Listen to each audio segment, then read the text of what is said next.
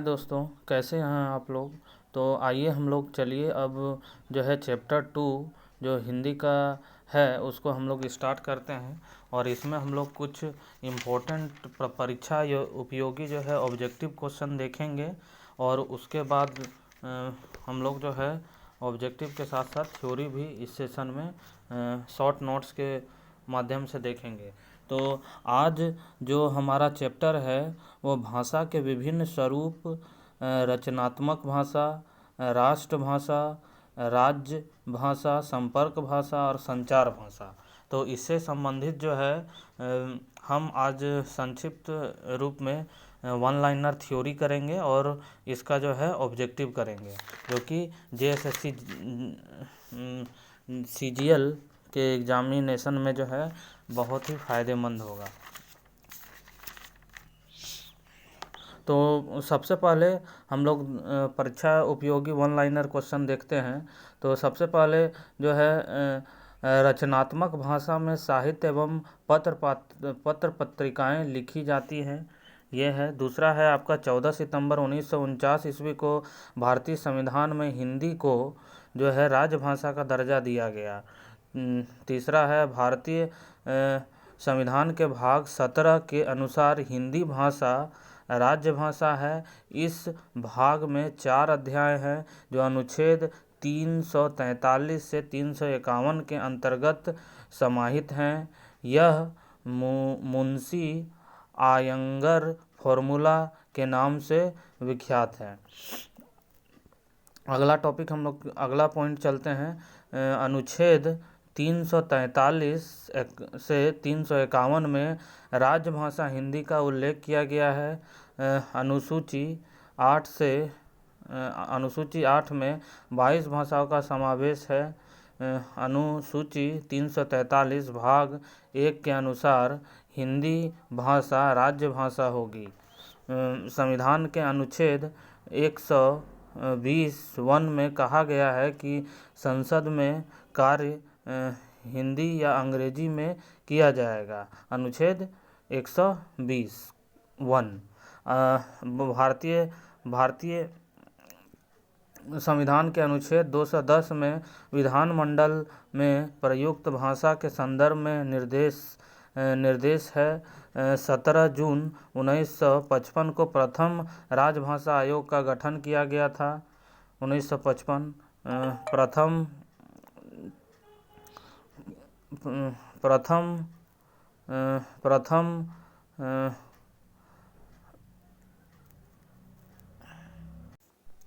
प्रथम जो है राजभाषा आयोग के अध्यक्ष जो है GB खरे थे। अनुच्छेद 345 में प्रादेशिक भाषा का प्रावधान है। अनुच्छेद 346 में पत्रादि की राजभाषा का प्रावधान है। अनुच्छेद 347 में किसी राज्य की जनसंख्या की एक समूह द्वारा बोली जाने वाली भाषा का प्रावधान किया गया है। अनुच्छेद 348 में सर्वोच्च न्यायालय तथा उच्च न्यायालय विधेयकों, अधिनियमों और अध्यादेशों आदि में प्रयोग की जाने वाली भाषा का उल्लेख है।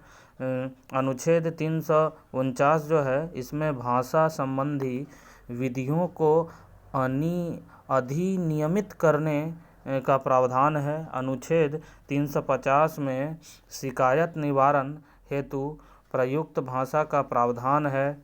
अनुच्छेद 350(a) में प्राथमिक स्तर पर मातृभाषा में शिक्षण से संबंधित प्रावधान है। अनुच्छेद 350(b) में भाषाई अल्पसंख्यक वर्गों के लिए विशेष प्रावधान का उल्लेख है। अनुच्छेद 351 में हिंदी भाषा के विकास के लिए निर्देश दिए गए हैं। तो ये मुख्य रूप से दोस्तों थ्योरी था। इस चैप्टर में मुख्य रूप से जो है भारतीय संविधान के अंतर्गत हिंदी विषय संबंधी जो भी अनुच्छेद, अनुसूची और भाग हैं उसका विस्तृत वर्णन इस चैप्टर के माध्यम से किया गया है। तो इससे संबंधित जो है और भी जानकारी आप ले सकते हैं। हम लोग जो है शॉर्ट नोट्स के माध्यम से अब हम लोग ऑब्जेक्टिव इस चैप्टर का देखेंगे। चलिए, तो हम लोग पहला ऑब्जेक्टिव स्टार्ट करते हैं इस चैप्टर का। संविधान के किस अनुच्छेद में देवनागरी लिपि में लिखित हिंदी को संघ की राज्य भाषा घोषित किया गया है? तो अभी हम लोग जो है इस संबंध में चर्चा किए कि इसका आंसर होगा आपका 343। भारतीय संविधान के किन अनुच्छेदों में राजभाषा संबंधी प्रावधानों का उल्लेख है? तो हम लोग जो है इस संबंध में देखे हैं कि 343 से 351 इसका आंसर हो जाएगा। अगला है, हिंदी को राजभाषा के रूप में मान्यता कब मिला? तो हिंदी को जो है राजभाषा के रूप में हम लोग जान रहे हैं कि 14 सितंबर हिंदी दिवस मनाया जाता है। तो 14 सितंबर के दिन ही जो है आपका 1949 को जो है हिंदी को राजभाषा के रूप में मान्यता मिला। अगला क्वेश्चन है चौथा नंबर, संविधान की 8वीं अनुसूची में कौन सी भाषा शामिल नहीं है? तो 8वीं अनुसूची में अगर हम लोग देखें तो इसमें कौन सी भाषा शामिल नहीं है? तो भोजपुरी जो है वो शामिल नहीं है। ठीक है, बोडो, मैथिली, डोंगरी, BDMS ये सारा जो है अंतिम बार ये सारा चीज़ को जोड़ा गया था संविधान की 8वीं अनुसूची में। अगला है आपका पाँच नंबर कि सूची 1 के साथ सूची 1 का मिलान कीजिए। तो इस संबंध में जो है हम लोग देखें तो इसका जो है सही विकल्प हो जाएगा 5 का A नंबर। राजभाषा आयोग का गठन जो है 1955 में हुआ था। राष्ट्रपति का आदेश जो है आपका हो जाएगा 1960 में। उसके बाद जो है राजभाषा अधिनियम जो है ये बना था 1963 में, और राजभाषा नियम जो है ये बना था 1976 में। तो फिर से हम लोग एक बार देख लें कि राजभाषा आयोग का गठन जो है राजभाषा आयोग का गठन जो है आपका 1955 में। दूसरा है आपका राष्ट्रपति का आदेश जो है वो 1960 में, राजभाषा अधिनियम 1963 में, और राजभाषा नियम 1976 में। अगला क्वेश्चन हम लोग चलते हैं छठा नंबर, किसके प्रयास से वर्धा और मद्रास में राष्ट्रभाषा के प्रचार प्रसार हेतु राष्ट्रभाषा प्रचार समिति की स्थापना की गई थी? तो इसका आंसर हो जाएगा दोस्तों 6 नंबर का A, महात्मा गांधी। अगला है 1936 ईस्वी में कांग्रेस अधिवेशन में किसकी अध्यक्षता में राष्ट्रभाषा का सम्मेलन आयोजित किया गया? तो इसका आंसर हो जाएगा आपका B, 7 का आंसर हो जाएगा B, राजेंद्र प्रसाद। अगला है, संविधान के किस अनुच्छेद के अनुसार संघ की राज्य भाषा हिंदी और देवनागरी होगी? तो हम लोग जान ही रहे हैं कि अनुच्छेद जो है 343। अगला हम लोग चलते हैं क्वेश्चन में, राजभाषा आयोग का गठन पहली बार किसकी अध्यक्षता में किया गया था? तो हम लोग पहले भी पढ़े हैं कि इसका जो है आंसर हो जाएगा बाल गंगाधर खरे आयोग की या समिति की अध्यक्षता में जो है ये आयोग का गठन किया गया था। अगला हम लोग क्वेश्चन में चलते हैं 10 नंबर कि हिंदी सलाहकार समिति किस मंत्रालय में गठित की जाती है? तो इसका आंसर हो जाएगा कि सभी ये वित्त मंत्रालय, गृह मंत्रालय, शिक्षा मंत्रालय, ये तीनों मंत्रालयों में ये ऑप्शन में सभी हो जाएगा।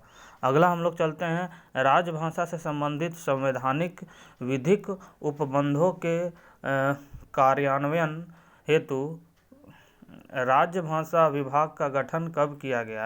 राजभाषा यहाँ विभाग है, हम लोग पढ़े थे कि राजभाषा विभाग का गठन जो है वो जून 1975 में हुआ है। अगला हम लोग चल रहे हैं, राष्ट्रभाषा के समानांतर राजभाषा शब्द के प्रयोग का प्रस्ताव किसने किया था? तो आंसर हो जाएगा 12 का सी नंबर, राजगोपालाचारी। अगला हम लोग क्वेश्चन चलते हैं, संसद का कार्य हिंदी या अंग्रेजी में होगा? यह प्रावधान संविधान के किस अनुच्छेद में है? हिंदी या अंग्रेजी में होगा? तो इसका आंसर हो जाएगा ए, अनुच्छेद 120। भारतीय संविधान में राजभाषा संबंधी संवैधानिक उपबंध प्रोविज़न किस भाग में उपलब्ध है? तो इसका आंसर हो जाएगा 14 का डी, उपरोक्त सभी। भाग 5, भाग 6 और भाग 17 में जो है आपका राजभाषा संबंधी संवैधानिक उपबंध जोड़ा गया है। अगला है, निम्नलिखित में से कौन राजभाषा अधिनियम 1955 के प्रमुख प्रावधान है? बहुत ही इम्पोर्टेंट क्वेश्चन है ये दोस्तों, मल्टी चॉइस क्वेश्चन, ये आपको एग्जाम में देखने को मिल सकता है इस तरह के क्वेश्चन। तो इसका जो आंसर है वो है उपरोक्त सभी। तो क्या क्या है इसको हम लोग देख लेते हैं कि राजभाषा अधिनियम 1955 के प्रमुख प्रावधान है, भारत सरकार के प्रकाशन अधिक से अधिक हिंदी में हो, ठीक है। संसद में हिंदी और प्रादेशिक भाषाओं का व्यवहार होना चाहिए। प्रतियोगिता परीक्षाओं में हिंदी का एक अनिवार्य प्रश्न पत्र रखा जाए। अगला हम लोग क्वेश्चन में चलते हैं, सरकारी कामकाज की वह भाषा जिसे संविधान ने सरकारी कामकाज के लिए स्वीकृत किया है क्या कहलाती है? तो सरकारी कामकाज के लिए जो स्वीकृत किया है वो भाषा राजभाषा कहलाएगी, ऑप्शन डी, राजभाषा। अगला हम लोग चलते हैं क्वेश्चन में कि किसी देश के बहुसंख्यक लोगों की भाषा कहलाती है? तो बहुसंख्यक लोगों की भाषा जो है यहाँ पे राष्ट्रभाषा हो जाएगा ये, ठीक है। सरकारी कामकाज की भाषा राजभाषा और बहुसंख्यक की राष्ट्रभाषा। अगला हम लोग क्वेश्चन चलते हैं, राजभाषा अधिनियम के अनुसार इनमें से ख श्रेणी के अंतर्गत कौन सा राज्य नहीं है? तो इसका आंसर हो जाएगा बी नंबर, हिमाचल प्रदेश।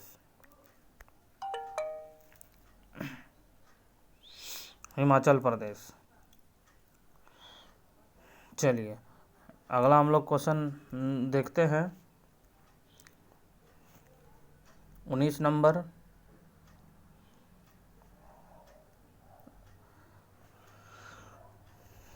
राजभाषा अधिनियम कब बना? तो 19 नंबर का आंसर हो जाएगा बी, 1976 को राजभाषा अधिनियम बना। जनसंचार का माध्यम नहीं है, जनसंचार का माध्यम क्या नहीं है? ओलीफोन, ऑक्यूमेंट्री, इसमें जो है आंसर हो जाएगा सी, ऑक्यूमेंट्री जो है वो नहीं है। ओलीफोन भी है, रेडियो भी है और टेलीविज़न भी है। भारतीय संविधान के किस धारा में हिंदी को राजभाषा घोषित किया गया है? राज्य भाषा जो घोषित किया गया है वो हो जाएगा आपका ए नंबर, भाग 1, अध्याय 17 और धारा 343 ए। अगला हम लोग क्वेश्चन चलते हैं, अनुच्छेद में संघ द्वारा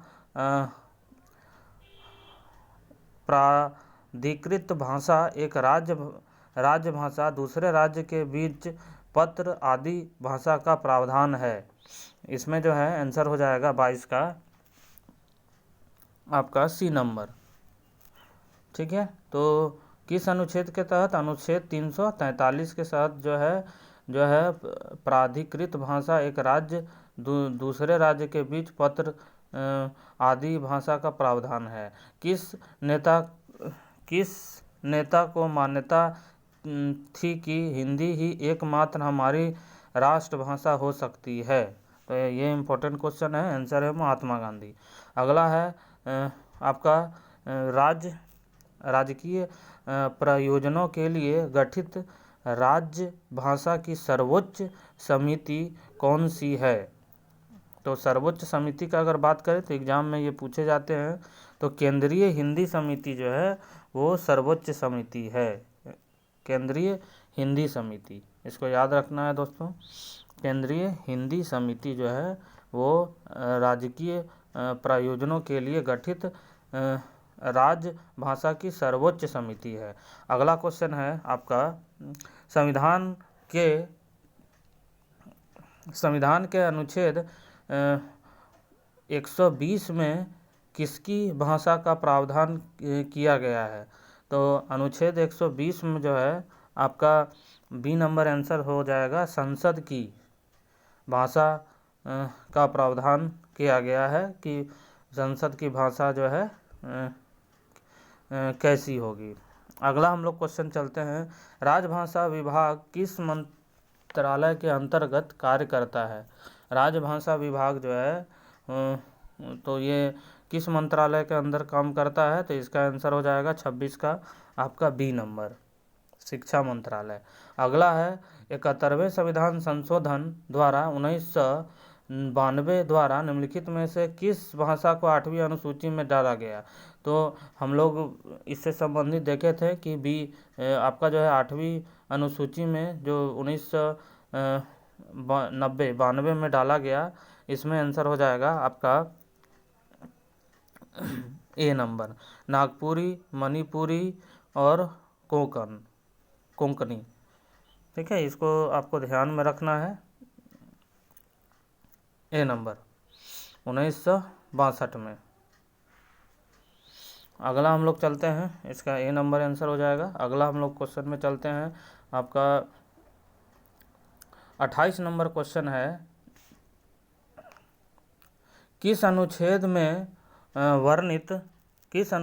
वर्णित है कि किसी राज्य का विधान मंडल विधि द्वारा उस राज्य के में प्रयुक्त होने वाले या किसी अन्य भाषाओं को या हिंदी को शासकीय प्रयोजनों के लिए स्वीकार करेगा और ऐसा नहीं होने पर अंग्रेजी का प्रयोग यथावत रहेगा?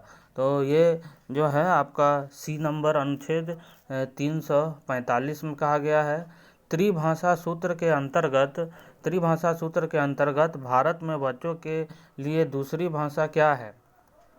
तो ए नंबर राष्ट्रभाषा। अगला है, किस अनुच्छेद में प्रावधान है कि किसी राज्य की जनसंख्या का एक बड़ा भाग वह चाहता है जो कि उसके द्वारा बोली जाने वाले भाषा को उस राज्य में मान्यता दी जाए? तो इसका आंसर हो जाएगा, ये अनुच्छेद जो है 347 के अंतर्गत है। किस अनुच्छेद में राजभाषा से संबंधित संसद यदि कोई विधेयक या संशोधन प्रस्तावित करना चाहता है तो राष्ट्रपति की मंजूरी लेने के लिए प्रावधान है? ये जो है